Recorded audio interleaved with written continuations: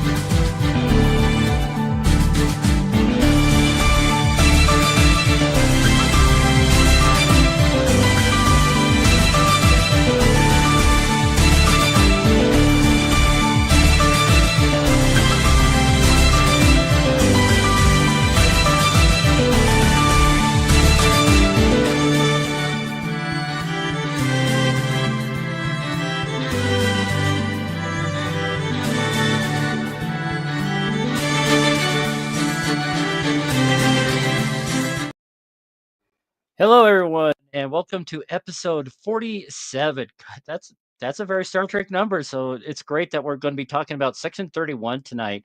I am your host, Dave Prime, and over there is my co-host, the Ditzy Witch, Captain Katie. How are you doing, my dear?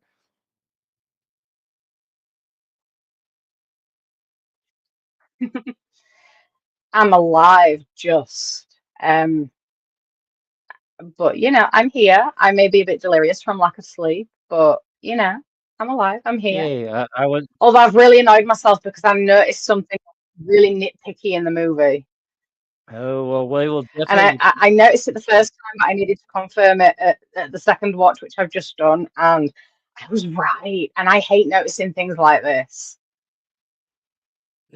Well, is it about the star date, or is that something else entirely different?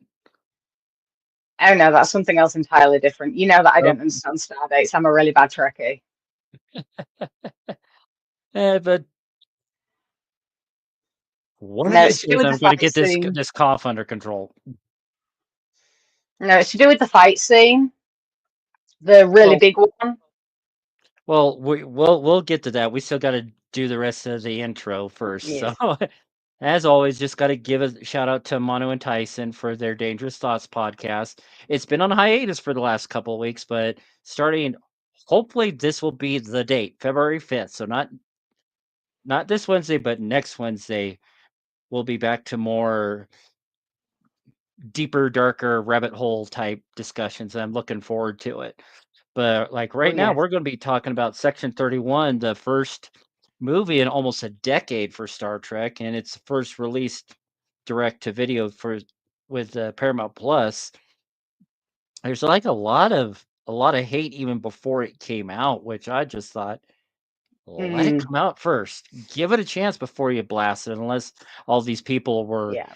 getting advanced screenings of it, which hopefully one of these days we'll be able to see those advanced screenings.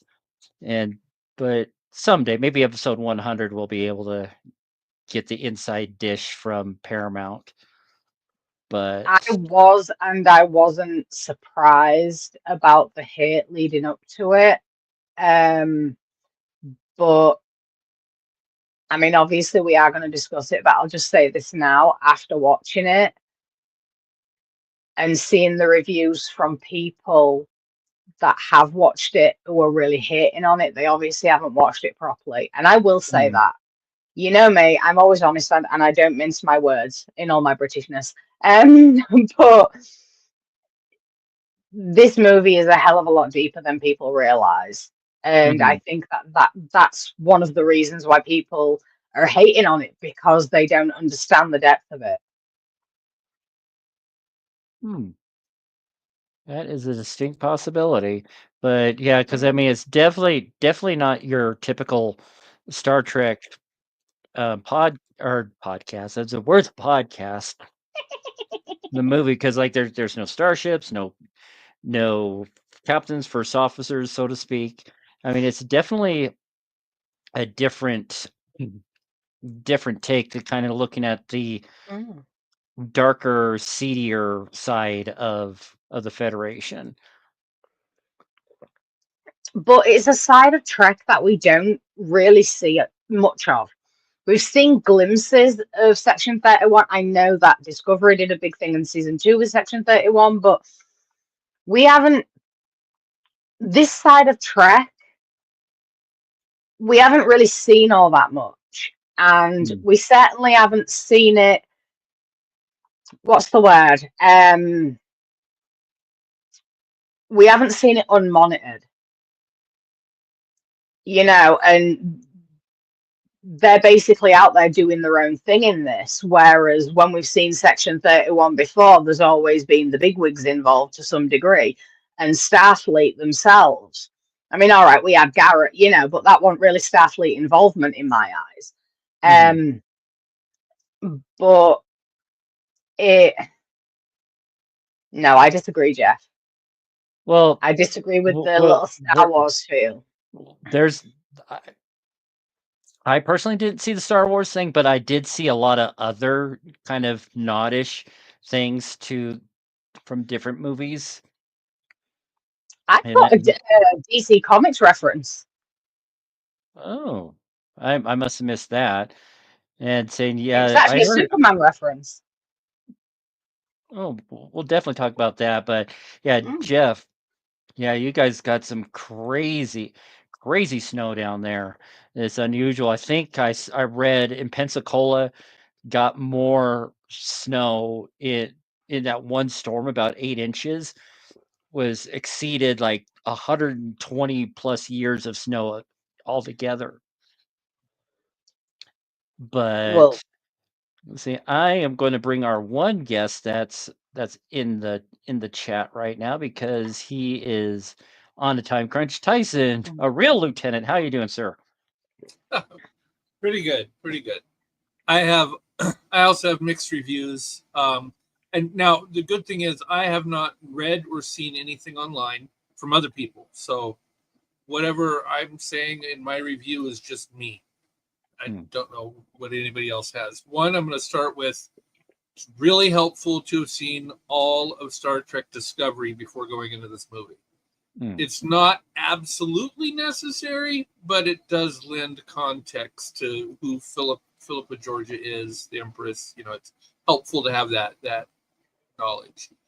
I'm going to start with the I don't likes and then I do likes. The I don't likes, Section 31 is a very serious. Imagine Section 31 being like Black Ops, like U.S. Black Ops, right? A very, very SEAL Team 6, deadly, serious, And these were just, there was so much, not just comedy, but I mean, like they were idiots. They did all these kind of the laughing Vulcan and the wisecracks between. It's like they didn't take that Black Ops job seriously. When we've seen other, like, you never saw anything like that when it came to Dr. Bashir and Section 31, or Malcolm and Section 31. Like, it didn't have, it was a very deadly serious, and I don't feel that they took it seriously. Yeah. Well, your future husband had some thoughts there from his reaction. How's it going, Travis? Hello, everybody. Hi, darling. Let's just say it took me a day and a half to watch this horrible movie. I'm gonna lay into this movie. This movie was, let's just say this: The Final Frontier is a lot more interesting than this movie. This movie, I cannot even begin to, what you were saying, Tyson, makes a lot of sense. I was watching the John Campea show, and Robert Meyer Burnett pointed out this. We all remember in Deep Space Nine, the episode Inquisition in season 6. Do anybody remember that when Dr. Bashir was supposed to be going to a medical conference and stuff? So basically, the premise is, he was getting recruit. They wanted to recruit him into 61, and Simone told Bashir that what they do is really little off the books. They don't file, reports, or there's a big building or anything like that. They are a very shadowy, covert, operatives that was founded. It was part of the original Starfleet charter, and it expanded to the Federation when the Federation was founded. It makes this is my frustration. These new age Hollywood writers, just like Robert Meyer Burnett said, they have a way of taking something and just trying to like throw it at the wall and seeing if it would stick. Right. I felt like this was Lower Decks, Black Ops. Yeah, I mean, it had a lower, like, these were all misfits and lower deckers, and it didn't seem like these are super elite special. Oh my, exactly. I mean, I've seen the reviews for it and everything else, and I kept my mouth quiet and everything else. I watched it and stuff, but as I watched it and stuff, and then I went back and watched, read some people reviews and stuff, and just listened. The fact that I'm not really been a fan of the new age Star Trek. You call me an old pragmatist and stuff when it comes to the old Star Trek that we grew up with, from the TOS Star Trek movies and the Deep Space Nine and Voyager and all that, all those that came before, after the Nemesis was the last movie. And I know people hate on it. There's mixed baggage about Nemesis and stuff.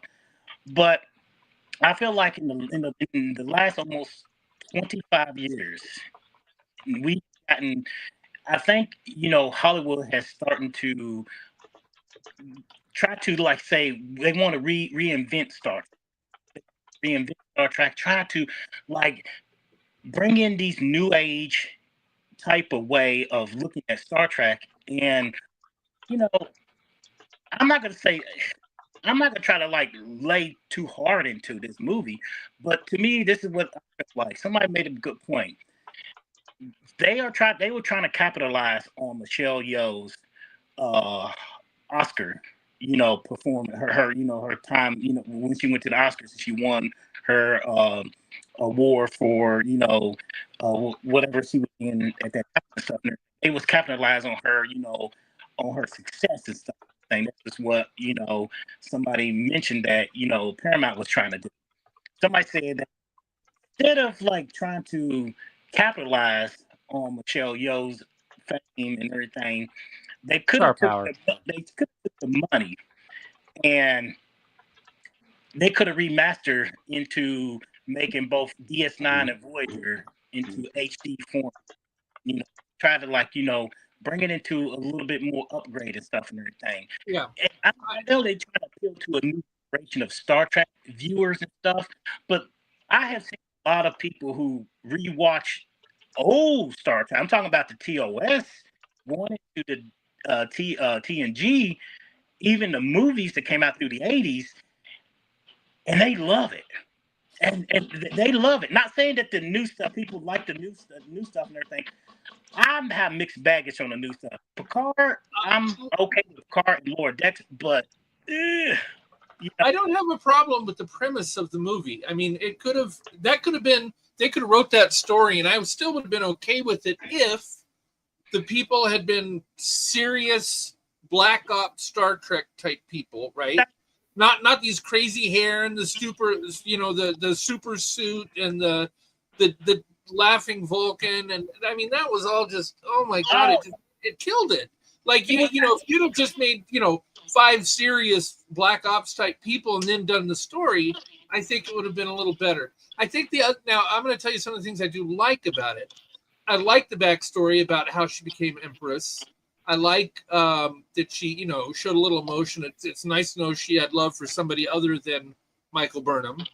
So that was like, two people now that you could say that she loved. Although, it's difficult seeing that first scene, with her having to kill. By the way, this is all spoilers. If nobody's seen this movie, please Yeah, pause yeah. it, If come back. you haven't watched it yet and you're watching this, then there's like Lots of spoilers. Lots of spoilers. So, it opens with her killing her family and everything. And so it's hard, if you can kill your family, how is there anybody you can actually love? Anyway, it gave us more backstory on her. It had decent, I'm not going to say great, it had decent special effects. They certainly could have had ILM if they wanted to. It was nice to see Jamie Lee Curtis at the end. I was just waiting for Jason to hop up and slash her. It was, it was. I was entertained. I can't say I wasn't entertained. I watched it. I was entertained. It just annoyed me that this is what Black Ops, and it's not Black Ops, right? Section 31 should be more Black Ops. I mean, I want to see SEAL Team 6, not Lower Decks for Section 31. It was Zach saying the CGI agrees with this. The CGI was just trash. It was, yeah. ILM, it was not. Now it wasn't Star Trek 5 trash. That is bad special effect. Like it was not Star Trek 5 bad. But I think Zach hit it on the head. It was enjoyable because it was something different. It was different in the sense that it just can we even call it Star Trek anymore? I mean, it didn't even seem like. Let me read you one of the things. The Hollywood Reporter. The Hollywood Reporter stated, not even Michelle Yeoh could save Paramount Plus subpar off the spinoff movie. You got the Hollywood Reporter, the New York Times, Variety. They're all saying the same thing. It's a consensus that that it wasn't really firing on all cylinders. This movie, it was entertaining, but yet it just lacked a way. Anybody who understands Star Trek from our perspective, it just didn't seem like you said, Black. If you ever saw the Godzilla with Matthew Broderick, what was it? The 2000, 2005? I forget the one that 98. 98 maybe. Yeah, the one 98. That's probably closer. Like what irked me the most is that wasn't Godzilla. That was a giant Gila monster, right? No. Now, if you'd have called this giant Gila monster Attacks New York, I would have given it an A+ for a movie. Great movie. You can't call it Godzilla and then not have Godzilla, right? Exactly. I feel like if they had named this movie something else, I would have really enjoyed the movie, but it wasn't Star Trek. This movie wasn't Star Trek, right?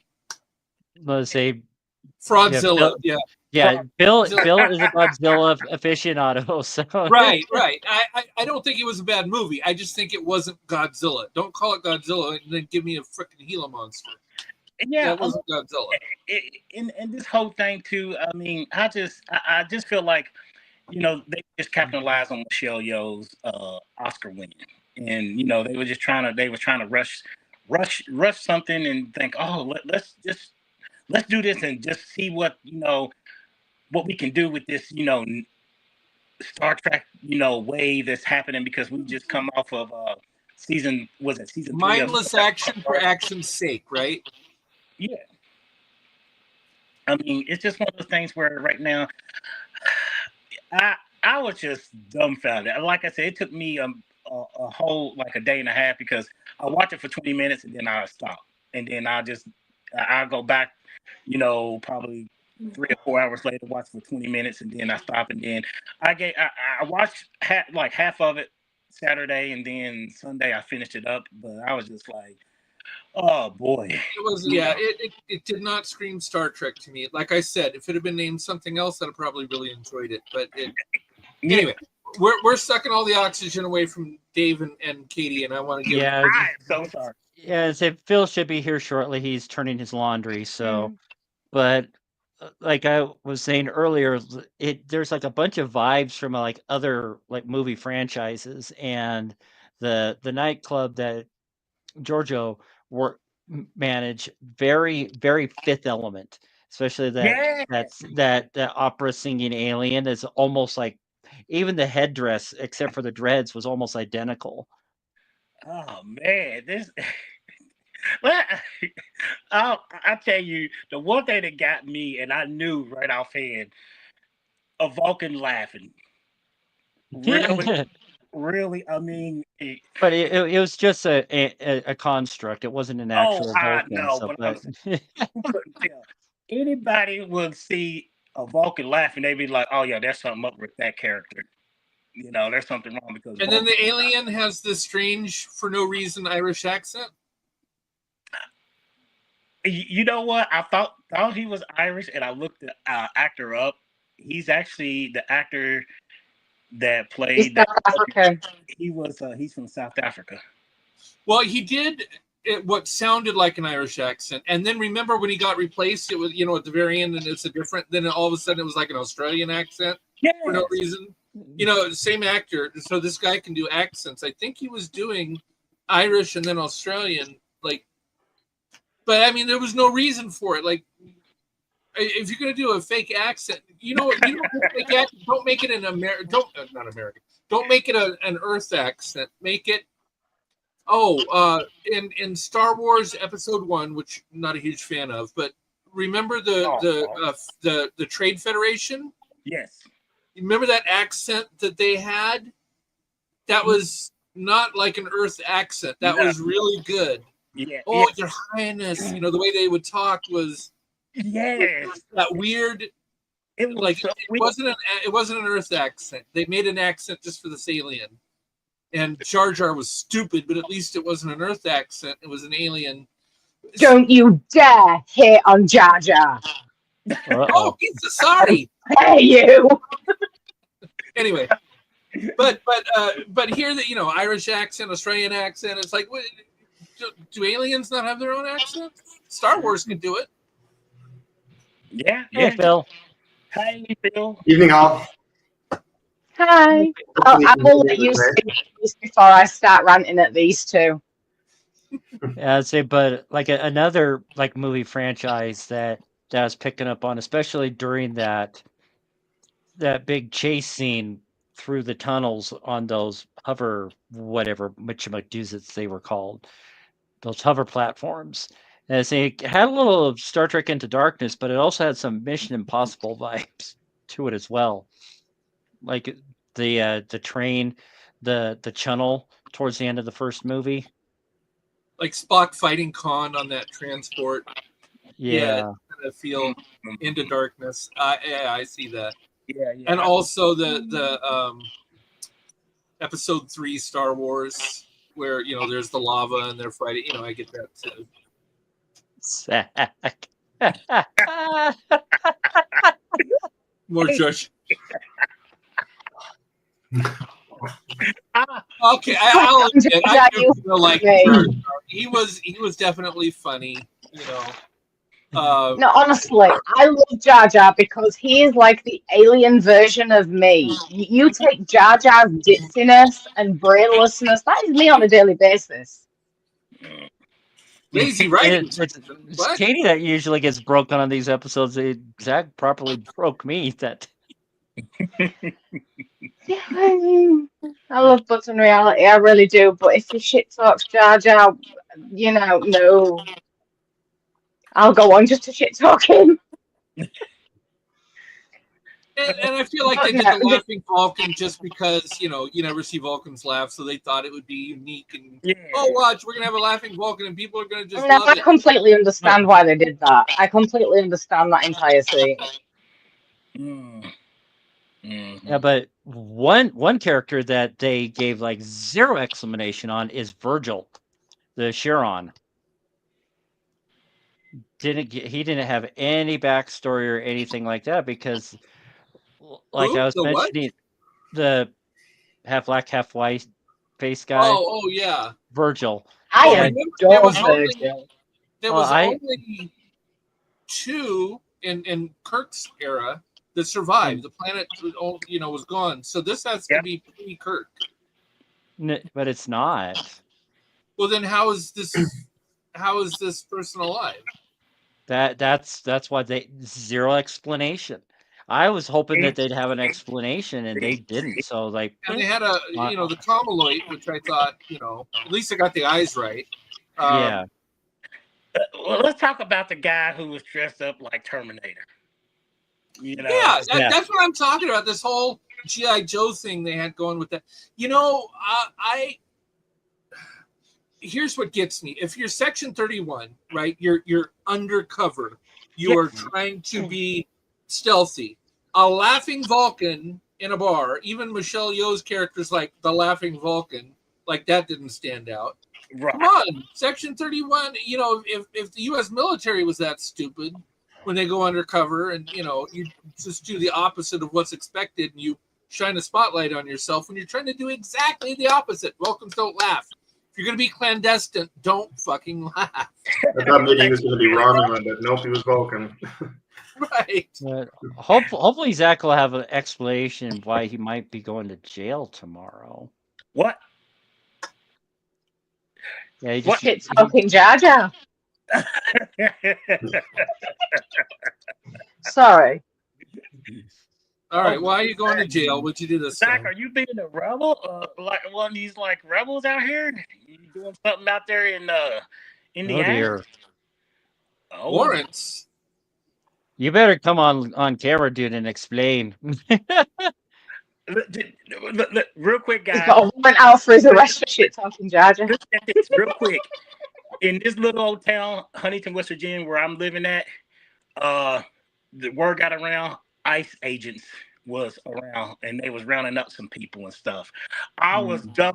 I have never seen an ICE agent in my life until I started hearing about and seeing pictures of ICE agents. So, be warned. Oh, I'm in a border town with Tijuana, Mexico, so we see ICE all the time. There's offices here, And for people who are not in the United States and wonder what the acronym is, it is ICE is Immigration and Customs Enforcement, ICE, Immigration and Customs Enforcement. So that's what an ICE agent is.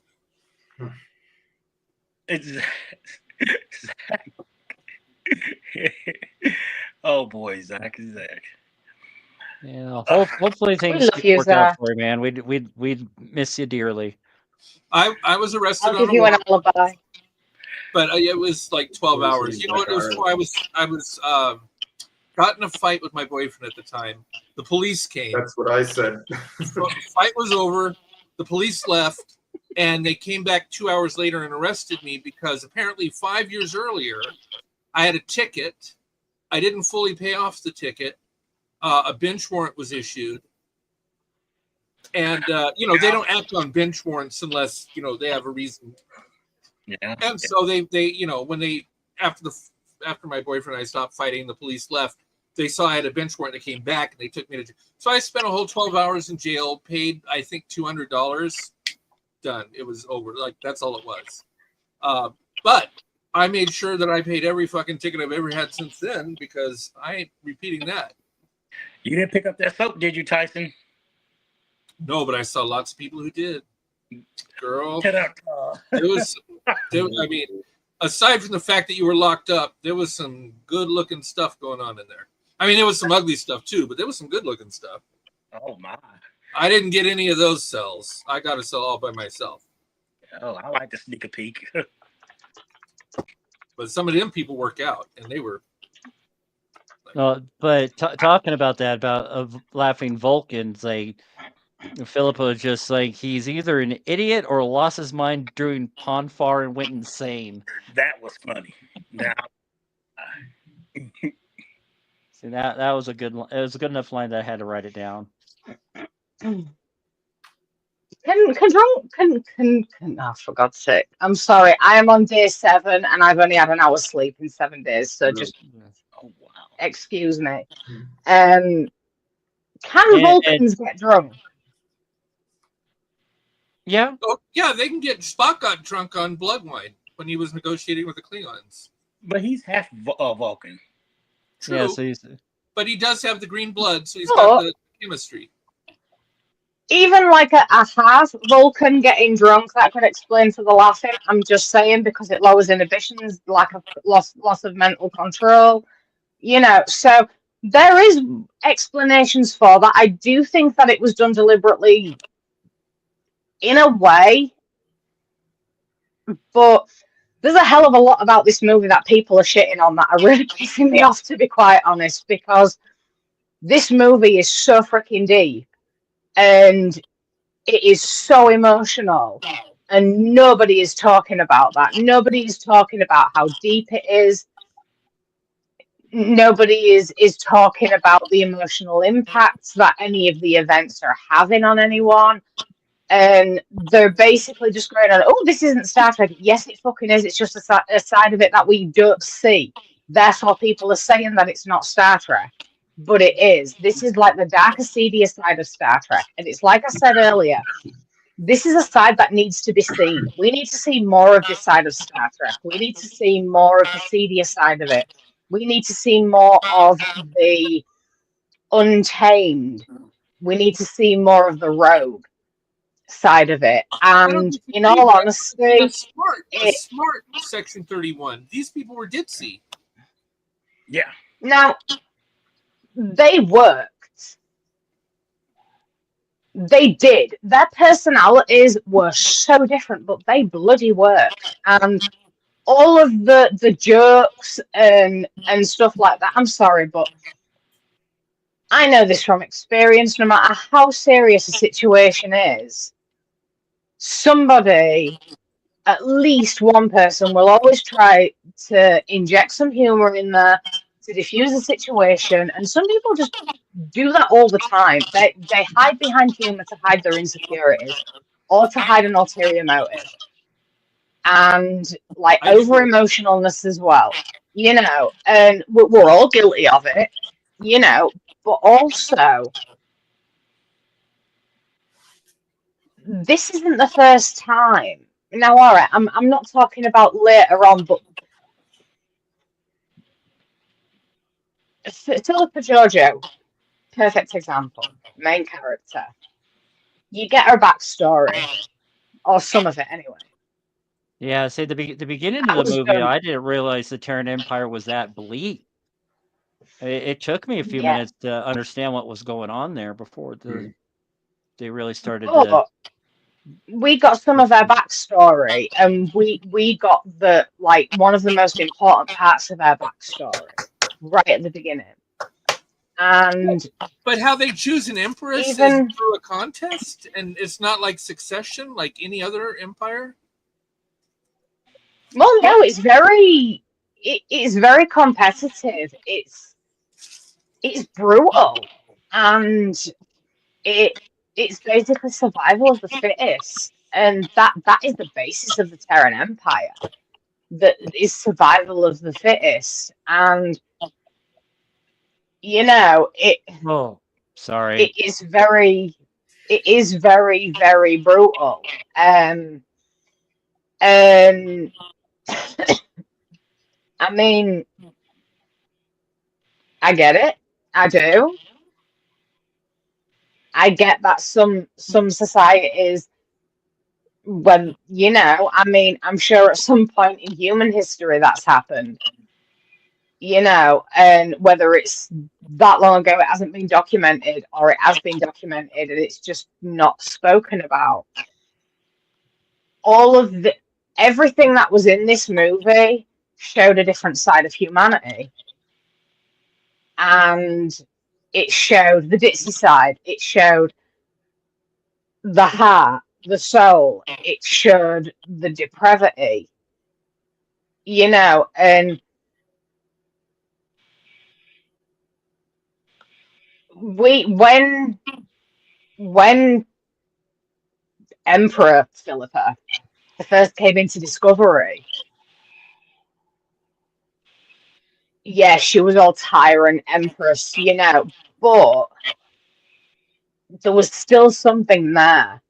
There was still some form of feeling there, and she just tried so hard to hide it. And eventually those walls got broken down and we saw more of it. Again, she tried to hide it here, but because of the circumstances and everything that had happened to her since coming into the Prime universe, it just, shit wouldn't fly like that, you know. And don't get me wrong, I called everything, you know. I called it for the Irishman to be the one that was the mole. I called it for Sam being alive, but in all fairness, it's not often I don't do that. I've grown up on Sherlock Holmes, Miss Marple, Poirot, you know. I've grown up on all of those, and I think this is why I noticed something like what I noticed during one of the fight scenes, you know. I noticed stupid shit like that, and I think it's because of all the like murder mysteries and things I've grown up on. But I cried at least twice during this movie, and I don't think anybody else on this earth that has seen the movie would have cried. Possibly at the end, like towards the end, I do think that people could have been like, "Oh," but I don't think that anybody would have shed a tear watching this movie because they didn't watch it properly. And which two parts? Because I didn't feel that emotionally triggered. At the beginning, during the flashback scene, Mm-hmm. Philippa's backstory, from the very first moment the camera focused on that bubbling pot, I knew what was coming. And instantly it hit me in the feels because I'm like, crap, she's got one more task to do. And this is the Terran Empire, you know. She's gonna have to kill her family. And it happened, and I cried. Because you could see, I mean, that woman who played young Philippa, she did an excellent job. And, you know, she really did get the emotion in it and the struggle with the emotion and the pushing the emotions down. And she got that message across as to how young Philippa was feeling at the time. And then when she took on the role as Empress, you know, and she basically had to turn on somebody she loved. You know, I mean, she just killed her family, so it was easier for her to do that, but it was still really difficult for her to do, and you could see that struggle. So that was one time that I cried when Sam first died, and when he eventually died for real, because they were such profound moments, and the fact that they used the flashbacks as well, it just added to it. And this was a very emotional movie. I mean, right from the start, well, not right from the start, but when they got the device before Sam came through the wall, and what's his name? Is it Alok? Alec or Alok? Yeah, when he punches that guy across the room, straight away I was like, augment. Oh yeah, watching it the second Yeah. time, yeah, I could see that. Yeah, it said data no. Yeah, but you know, there's a lot more to this movie than people realize. And yes, some parts of it could have been done better, but there again, it could have been a hell of a lot worse, you know, TOS. But it, you know, It was much better than people are making out. I mean, you should all know me by now. When I watch some, I don't watch it on the surface. I delve deep into it. And I knew I was going to like this movie just because of all the shit that's been put on it. Because I'm just like, yeah, this is going to be a really emotional movie. And people aren't seeing it. And that's one of the reasons why they're shitting on it. Because they don't understand it.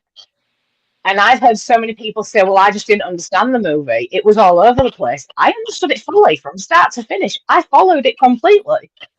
But people said that about The Matrix. People who shit on that movie, they don't understand it.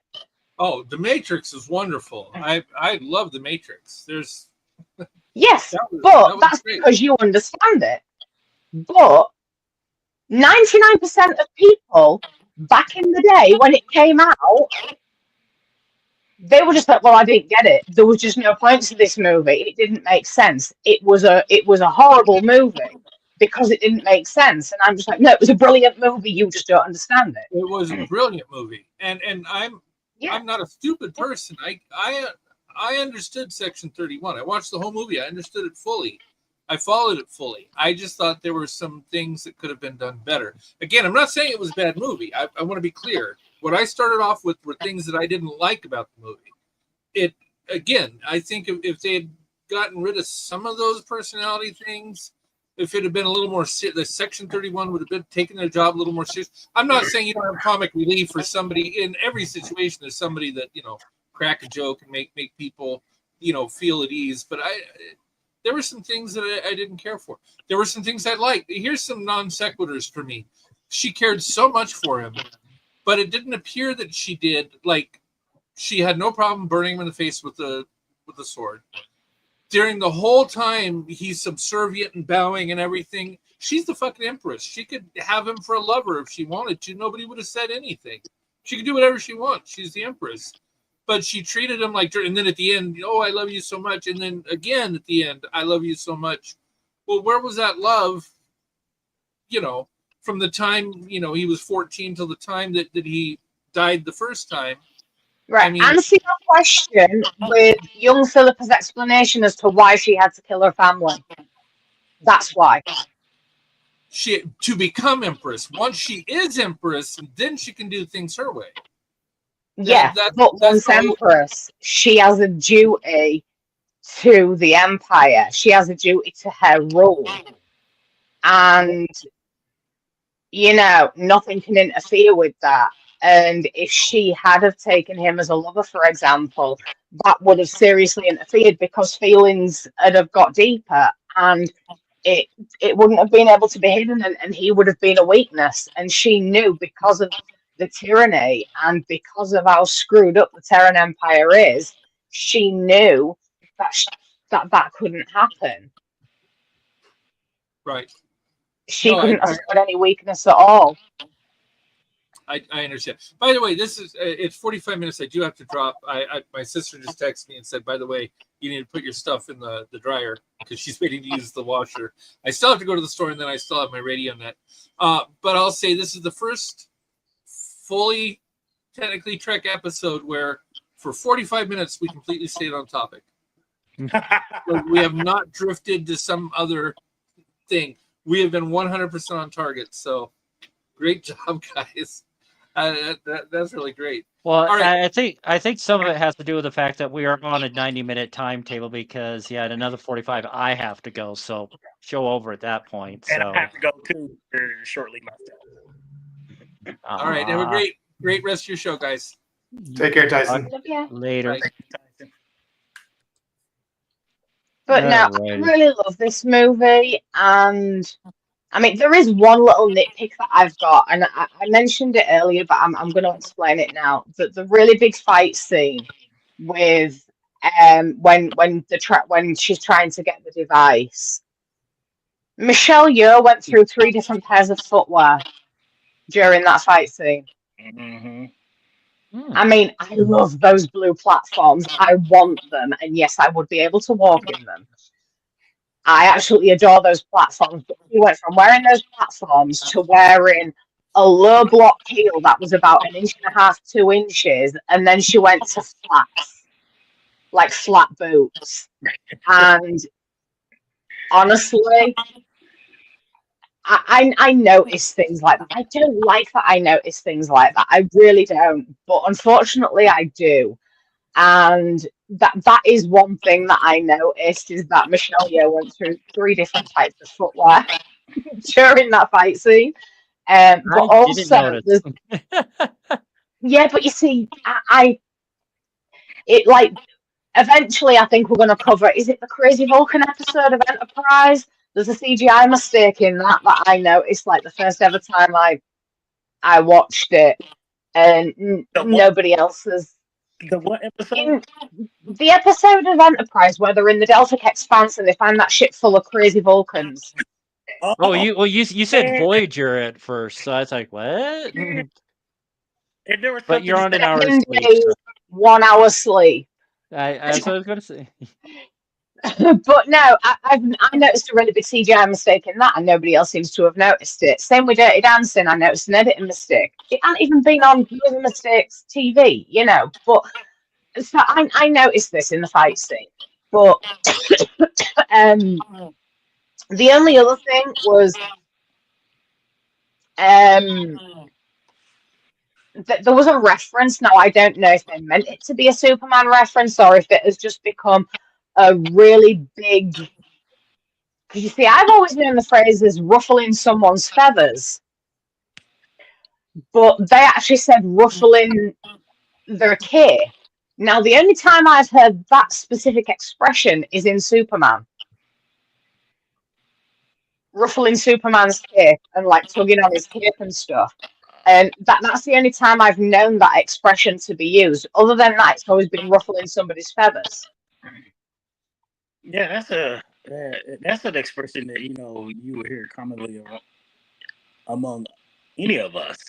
But that's something that's new. But no, usually that expression is ruffling somebody's feathers, whereas this was ruffling somebody's cape. Now, all right, fair enough. Philippa was the Empress, she wore a cape, I get that. But the only other time I've heard that reference is in like that specific phrase is in reference to Superman. See, I never. That is actually new to me, and I'm a huge Superman fan. Wow. Yeah, I miss that as well. But talking about superheroes, I could totally hear Captain Cold from The Flash when they were making a plan, saying, "Make the plan, execute the plan, expect the plan to fail, throw away the plan." Yeah. That is usually my daily routine, actually, But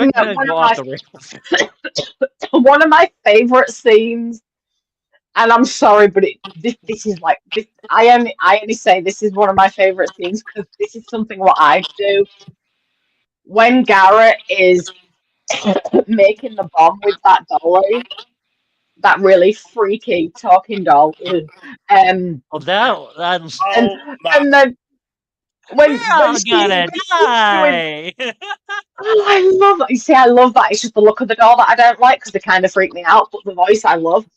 But when she makes it and then she's running out and she was just like chaos. Chaos, I live in chaos. Yeah, and she was practically prancing out like this, and I'm just like, do you know what? I would do exactly the same. That is so me. I love Rachel Garrett now. Up until that point, I wasn't too keen on her. As soon as she did that and she practically danced out of there, chanting chaos, I love chaos, as soon as she ran out of there chanting that, I'm just like, you are one of my new Star Trek movie favorites.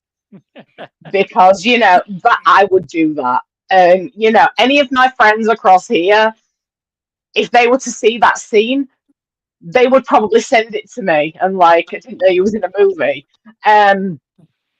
Because I really would do something like that. So yeah, that is like one of my favorite scenes. But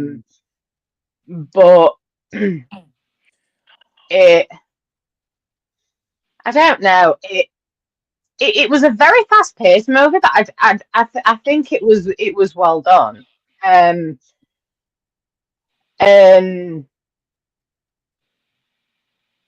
I kind of want to like give smack all the people that are hating on it and just be like, it. I love everyone, and everyone is entitled to their own opinion. If you didn't like it, you didn't like it. We all like and dislike, different things. I mean, as you all know, I can't stand TOS or anything to do with Shatner. But, Travis questions our friendship because of that. And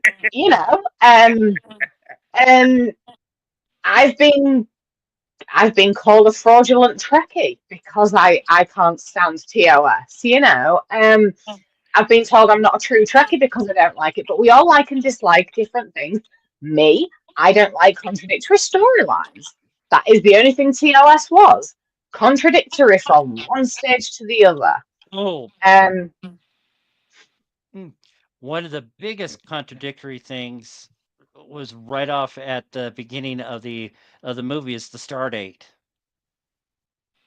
See, I don't know 1292.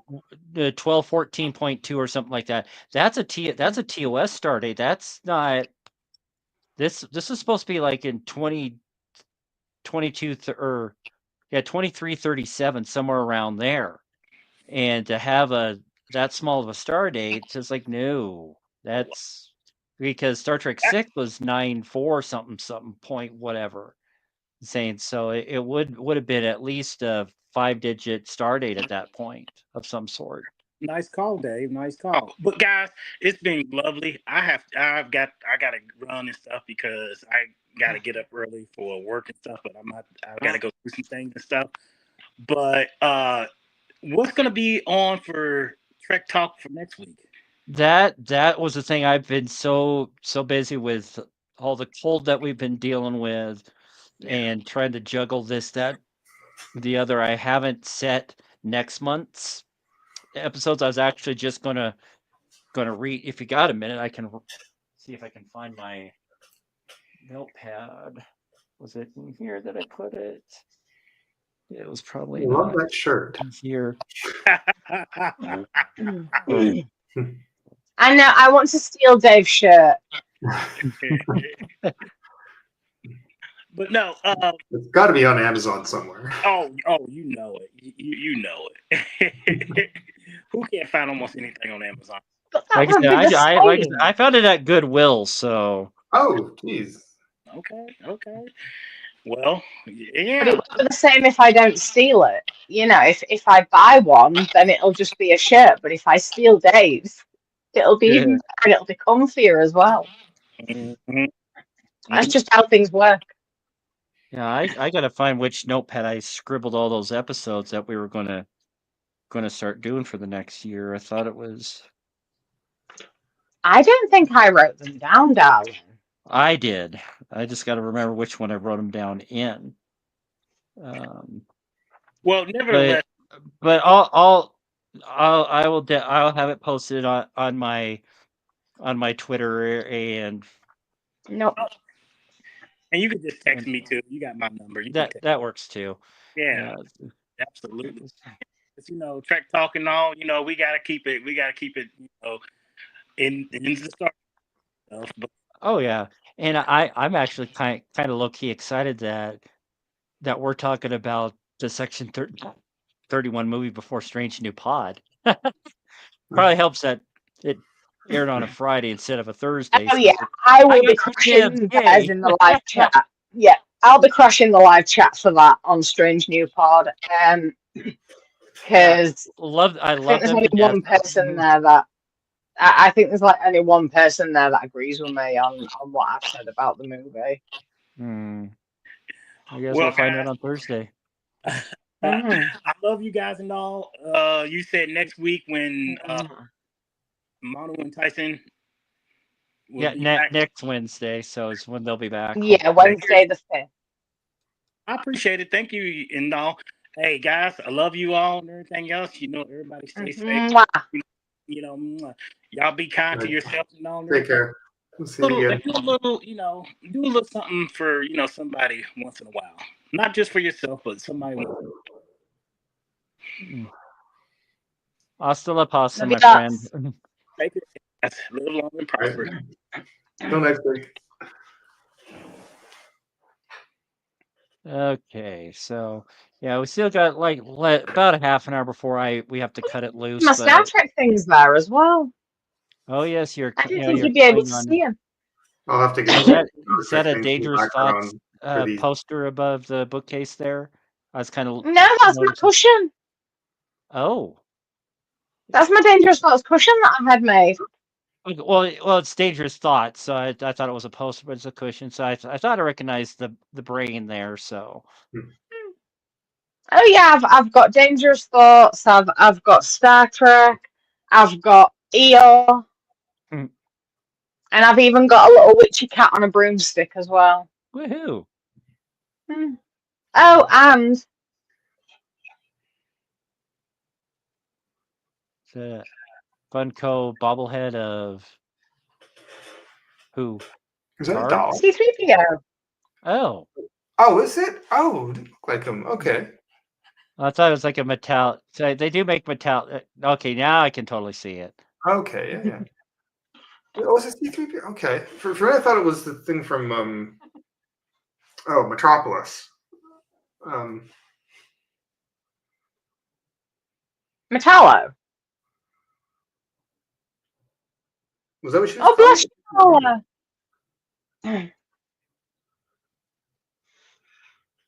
What's going on the DT show? Well, we don't know yet. Of course, Data would kick C-3PO's ass. And hello, Marla. Mwah, my darling. Yeah. It's 9:00 on Wednesday, starting next Wednesday, Mala.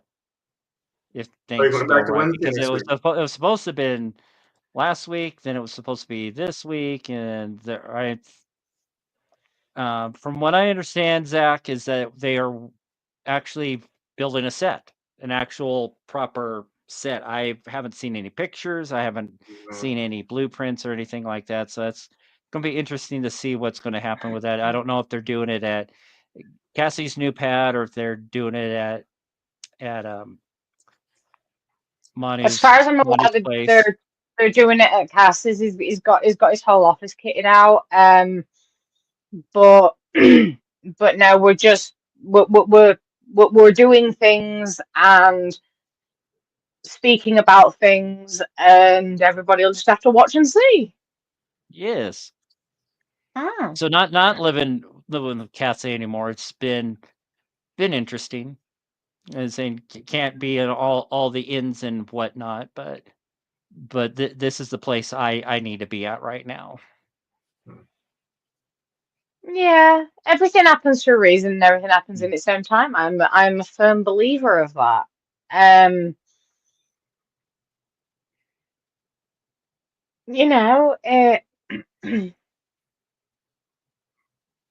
What's needed is needed. Yeah, what's needed is an Oscar nod for Jim Carrey. I agree, Dildo Gaggins. Welcome to the chat. Welcome to the show. Oscar nominations are always way off. Every year I read them and it kind of annoys me. I'm thinking, but this happens every year. They never, half the stuff is like completely way off base. So you missed this, you missed this, you missed this. I'm like, bullshit. Well, hopefully others like Golden Globes and Saturn Awards and things like that will recognize Carrey for the work he's done.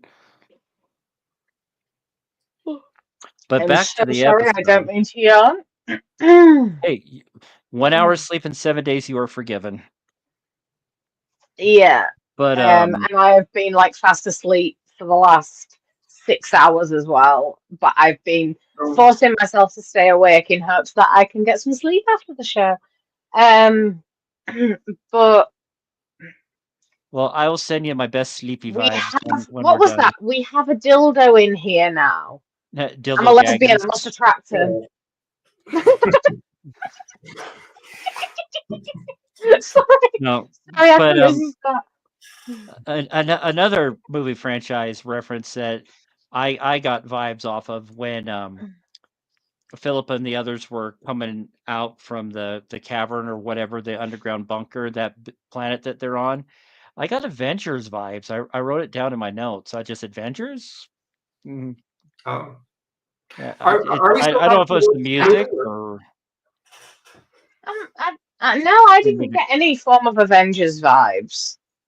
I was going to ask actually if we were still talking about the movie or not. Yeah, we're Yes. back to the movie again. Because if I can chime in a little bit, so when I started watching it, I kind of still I'll pulled look on in two my- directions on this, and I might even actually rewatch it again because I feel like I missed something in it. So because at first I was really intrigued at the very beginning, then I felt like it was going to get a little bit silly because once the beginning really intrigued me a lot. That whole opening I thought was really well done. And because I'm wondering who's going to be who. Is that going to be Philippa? Is that going to who you knew it was going to be, but you never know if they're going to throw a twist into something, and I was expecting maybe something like that. But I was when they started kind of gathering everybody together, I started to get a little bit of like a Guardians of the Galaxy vibe for a bit, and because I thought, okay, you've got these sort of humorous characters, but they kind of at first they kind of weren't working on me until it kind of got into the story a bit more.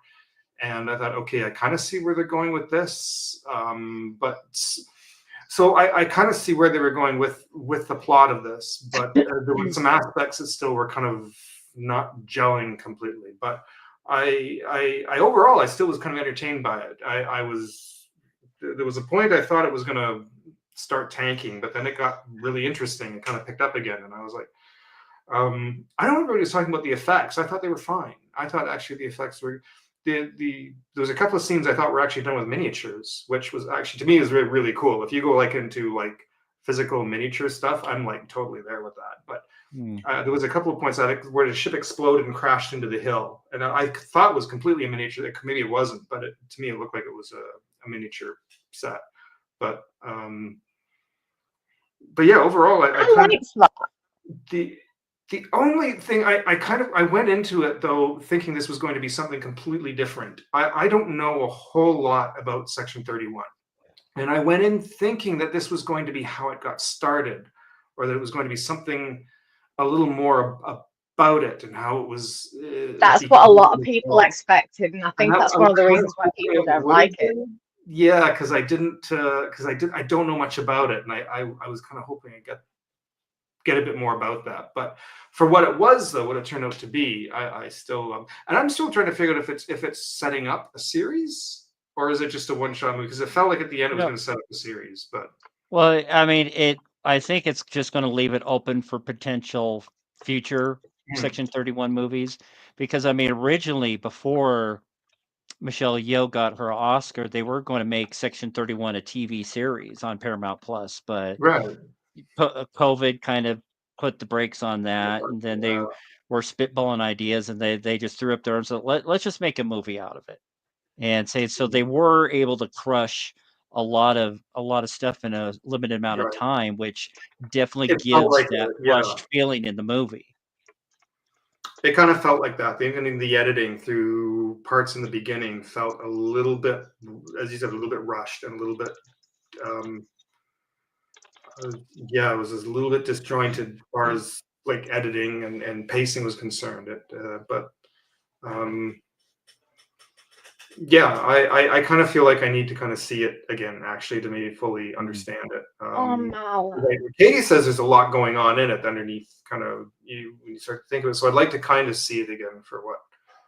There's a very big undercurrent of emotion and psychology. A very deep undercurrent, and if you watch it with deep eyes, as I call it, rather than just watching it, and if you watch it completely objectively, not think of it as Star Trek, not think of it as not Star Trek, but go into it with deep eyes, open mind, and objectiveness. If you go in with all of that and you really watch it with no form of bias or anything, it's much better than people are giving it credit for, and it's a lot deeper. I think maybe that's where a series. People don't like me talking about movies because I watch them with very deep eyes and a very deep heart and an extremely open mind. And a lot of people cannot stand talking movies with me or even TV series, but especially movies and also books, because that's how I read as well. And I mean, my best friend Louise, oh bless her heart, she hates talking movies with me. She really does, because she just watches them for entertainment, and I'm like, oh my god, I can't believe that. And she's like, what the hell were you watching? And I'm like, what the hell were you watching if you didn't catch that? And she's just like, I've got no idea what you're talking about, lass. And I'm like, oh, for God's sake, Lou, please watch a movie properly for once. I think that's maybe where this series would have gotten, or the movie might have been a little bit better if it got a series or a mini series treatment, because they could have really fleshed out some scenes a bit more and got a little more into the characters and their motivations and that. So my movie with a touch of Star Trek, which is kind of Nah. It's a sci-fi movie in the Star Trek universe. I mean, that's probably kind of like with the kind of gives a Star Wars feel. It's a Star Wars story. This is a Star Trek story.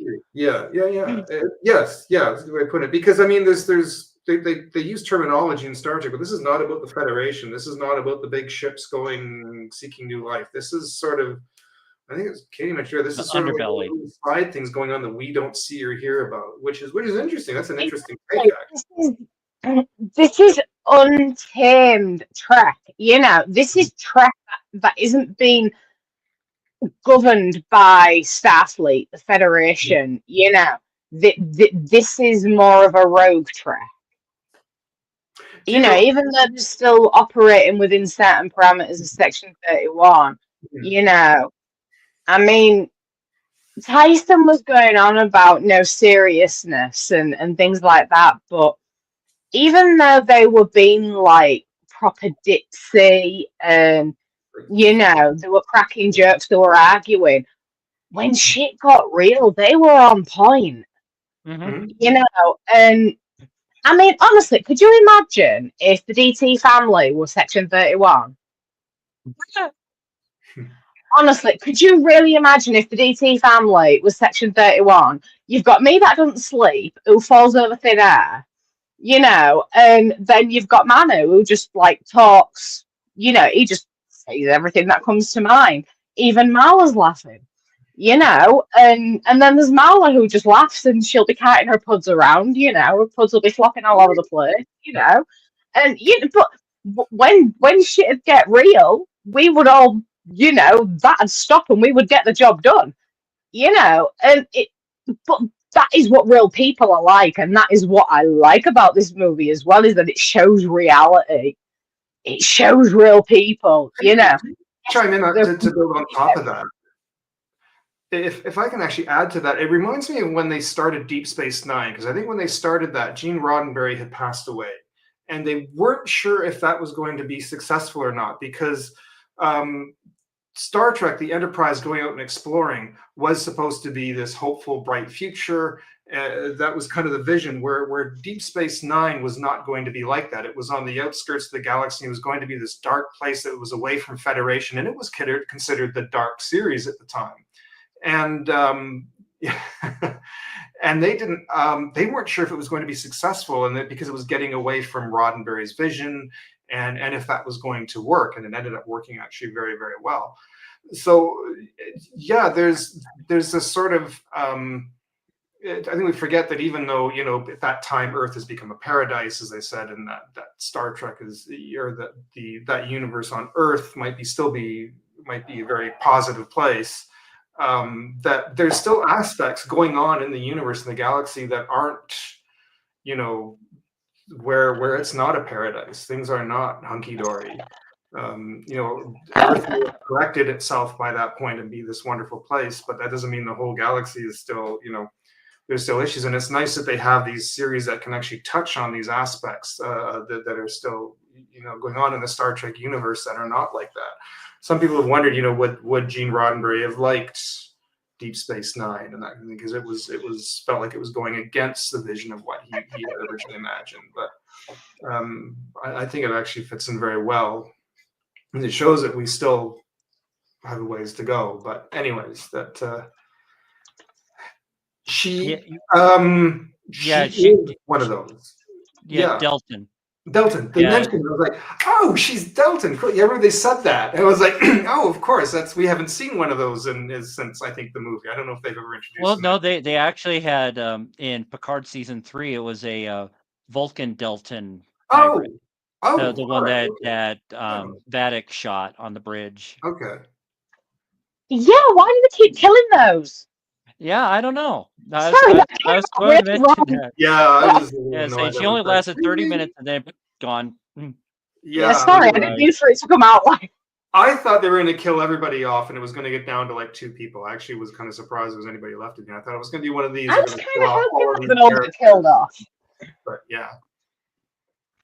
I actually thought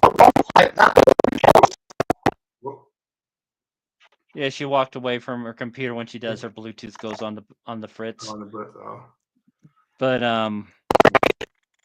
saying one of the notes that I put on here is saying it kind of hits close to home to me.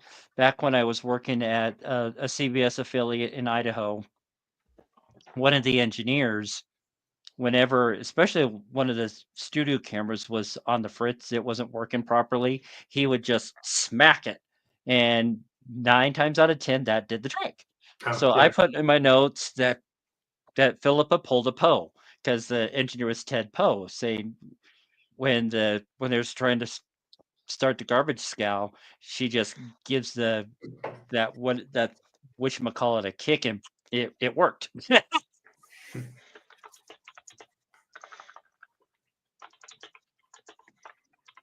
Yeah, I love that, because that's I threaten to do that so much with technology. That is just,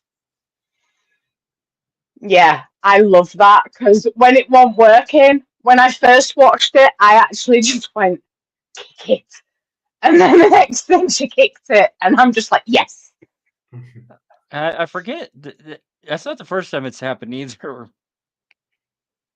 I honestly can't remember what series, but the transporter wasn't working, and someone just gave it a kick, and whoever they were trying to beam up beamed up.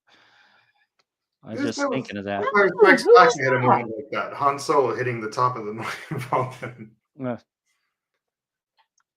who did that? That's gonna really, really annoy me. Where's Travis when you need him? Oh, grr. Oh, that's gonna really, really bug me now. No, see if I can find it. O'Brien in Deep Space Nine. Yes. Yeah, he kicked the console in ops. He's a emissary. He just gave it a big old kick and whoop, auto beamed in. Yeah, sorry, but yeah, that had been bugging me, and I'm really surprised that I could come up with that with not being able to brain and form words properly. So yeah, I'm giving myself a round of applause here. And celebrating with more anti-homicide use. That's the last thing I need right now. But oh no, honestly, if I don't drink this, I won't make it through the next 15 minutes. Yeah, well, we got less than 15 before we got to call it good, so hopefully it'll all work out in the end. But one of the best interactions in the movie was when they're having the big fight with the crew and on the ship, and San's like, "Why isn't she changing course?" And Fuzz's response is, "Do I look like a fortune teller?" Yes, I love that. That was so Irish. I'm sorry. But see, I love him. I know he turned out to be a dickhead, but I really love him. And I I know this is going to sound really stupid, but I actually see a lot of myself in him with how volatile his emotions are. Hmm. He's You know, actually a really I good used actor. to be, he's a brilliant actor. And but it's the only thing I've ever seen him in, to be quite honest, that I can tell that he is a really good actor. However, like how volatile his emotions are, that's how I used to be like before. Irish. I mean, I don't know about in America, but there's certain stereotypes across here. For like people from Newcastle, they've got a really gentle voice. You know, you can never, you can never stay mad at them. And it's all like, it's to do with call centers. So like if you're a really angry customer, they will put you through to a Geordie, somebody from Newcastle. But sometimes as well, like you'll get like the genial Irishman and like diffuse the situation by being overly jolly, you know, and that's kind of the vibes that I got here as well. It was very stereotypical, but it even the type of accent and the tone of voice, it was very genial Irishman, you know, leprechaun type thing. But I think that was a very good choice, considering that this was an alien that was driving a synthetic body. You know, I think that was the right call, and I really like him. I really do. I really warmed up to him, even when he turned out to be a complete and utter twat. Yeah. You know, I still loved him, and I even liked his wife. You know, I actually liked his wife better, because she was just like, I'm gonna fucking kill him, without actually saying it. You know, she's just like, fucking kill him, and she meant every word of it. You know. Yeah, because I mean, even Fuzz himself just mentioned earlier in the film that he could survive a big old blast. So, I mean, there's a chance that he did survive that explosion at the That end of was the my thought movie. too. But at the same aspect, I got some Independence Day vibes on it too. When he started blowing up and had the fire kind of consuming him, reminded me about the aliens at the end of the Independence Day when the nuke went off and it just like. Oh, yeah. But yeah, it had. one of the Sorry, go on. no, one of the other notes, because we kind of talked about it already, but yeah, Garrett was saying chaos is my friend with benefits. And Yeah, Philippa I mean, responded, let's get messy. yeah, I mean, Marla is the Rachel Garrett of our group, because Marla is the mistress of chaos. You know, and that is one thing I adore about her. I love you, Marla. Mwah. But I'd love to see him in more too. I just hated that creepy laugh. Oh no, I love his the laugh creepy was a laugh. little. I'm sorry, but I think love weird laughs. I've got no choice really, because of my own. But I love creepy laughs. I really do. I love unusual laughs. It's just to make myself feel better, I think. Because of my own. But no, I it's an acquired taste, and you know, I love it. Boopsie. That's our 10-minute warning. Warning. We got less than 10 minutes before we got to call it quits. I didn't fully understand. I thought the tech guy, the big suited tech guy who wasn't that bright, I felt like his character was a little bit wasted. I understand what the setup was and all that, but I felt like that was kind of like, I thought, why was he there? Like there needed to be more with that done with that character, because I knew he was going to die. The moment I saw him, I thought he's not going to survive this. But I just felt like they needed more purpose for that character. So I don't know what But again, I feel like that this movie was collapsing a lot together that was supposed to be in a longer boob scene.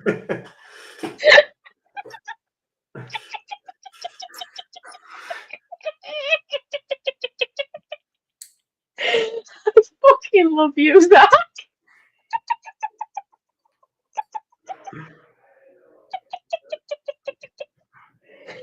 Oh, it's been Two of my months since we've favorite broken you in things. this episode. Oh, Jesus Christ. Oh, fucking hell. But Oh, I love Zach so much. yes, you did, Zach. Yes, you did. You did what?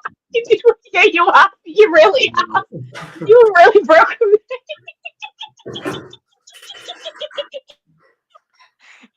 You break the rest to us, girl.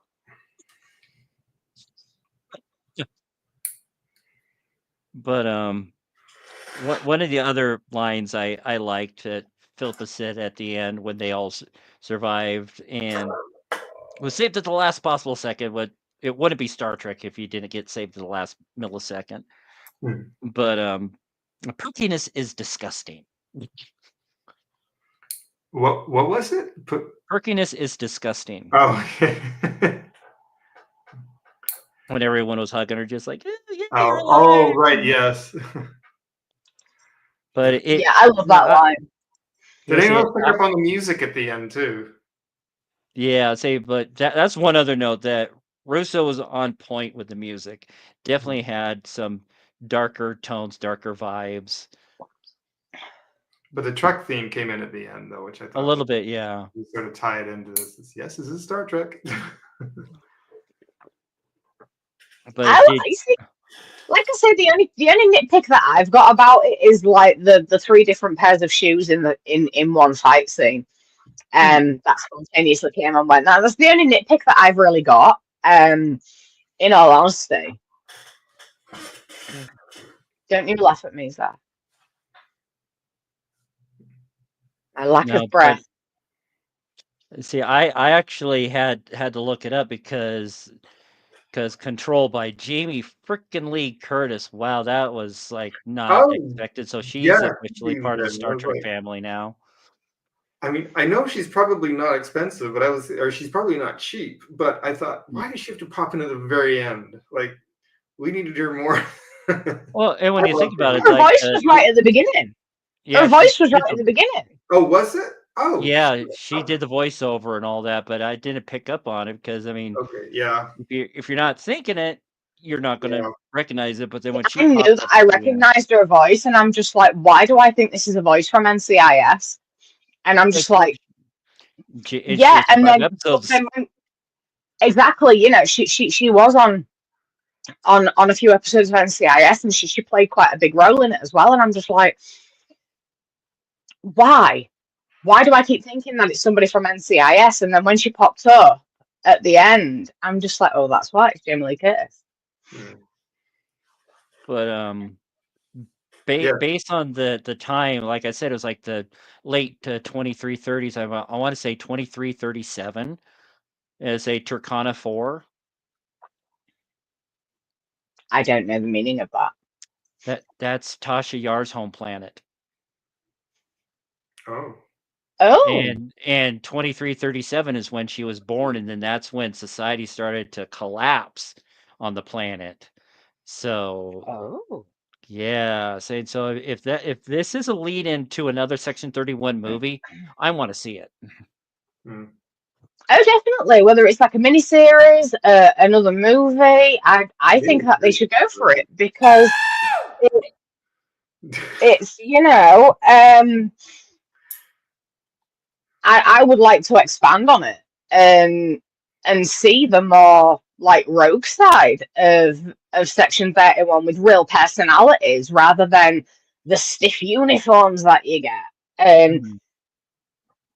I understand that they've got to have structure and things like that, and they've got to have rules, but this is a much better side of Section 31 than what I've seen previously. But you know, it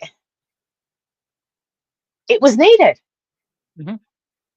It was very much needed. And anybody that is watching this, any like live, or anybody that is watching this after the fact, I'm not ashamed to say that you all need to watch it again if you didn't like it, and watch it properly and appreciate it for what it is. It was needed because we see too many uniforms in Star Trek. We do, and we know that Section 31 exists. We know that they're not all suits and ties and uniforms and structure. You know, they get a mission. They do what's necessary. They work in every single shade of morally grey you can think of. You know, it's more like 50 Shades of Morality, you know, or lack of morality.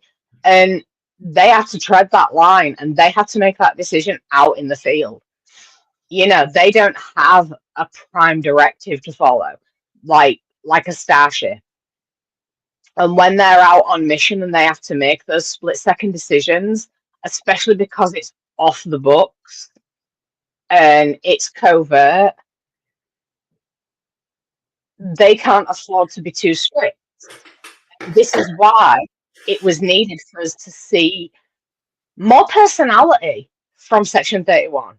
Because we've never seen personality before from Section 31. It's rather been a dickhead who's trying to ruin everything and trying to get control, you know, or it's been all stiff suits telling people you're doing this wrong and you're doing that. We'll take over from here, you know, becoming like the freaking FBI.